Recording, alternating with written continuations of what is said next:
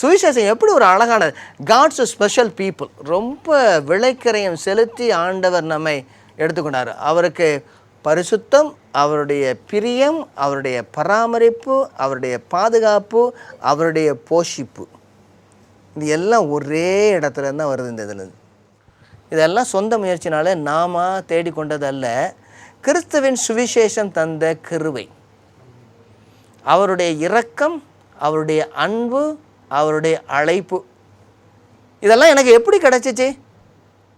இந்த ஆசீர்வாதங்கள் எல்லாம் ஒரு நாட்களிலே ஒரு சிறிய கூட்டம் அனுபவித்து கொண்டிருந்தது.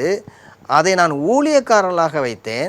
அந்த ஊழியக்காரர்கள் நிச்சயமாக இதை செய்திருக்க வேண்டும், அவர்கள் செய்யவில்லை. எனவே இந்த சுவிசேஷமானது இயேசு கிறிஸ்துவின் மூலமாக எல்லாருக்கும் போகிறது. அந்த சபை ஒரு பெரிய ரகசியமாக இருந்தது.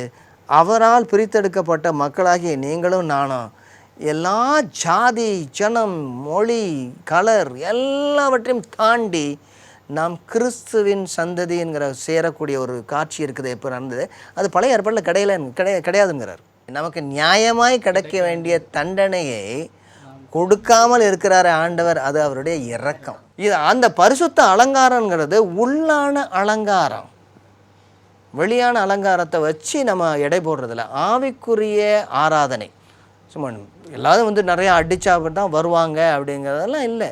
ஏன் அமைதியெல்லாம் இருந்தாலும் மக்கள் வருவாங்க. தெளிவாக சுவிசேஷம் வெட்டு ஒன்று துன்று ரெண்டாக காட்டுது. அதாவது நீ ஏற்றுக்கொண்டால் உனக்கு வாழ்வு,